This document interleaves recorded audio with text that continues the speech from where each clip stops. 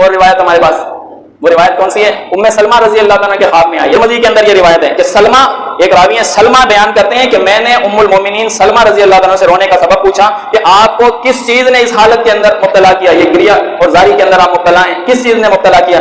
उन्होंने कहा कि मैंने ख्वाब में नबी अलैहिस्सलातु वस्सलाम की ज़ियारत की और आपका सर और दाढ़ी वो गर्द आलूद थी, तो मैंने पूछा ए अल्लाह के नबी, ये आपकी हालत ऐसी क्यों है? तो नबी अलैहिस्सलाम ने फरमाया मैं अभी अभी हुसैन की शहादत को देखकर आ रहा हूँ। सलमा अल बकरिया, ये रावी जो उम्मुल मोमिनीन सलमा रजी अल्लाह से रिवायत करते हैं, दुनिया की कोई ताकत इसका आता पता नहीं बता सकती। ये बाज़ल हदीसु ज़ईफ़ुन लिजहालति सलमा, ये हदीस ज़ईफ है कि सलमा के मजहूल होने की बुनियाद पर।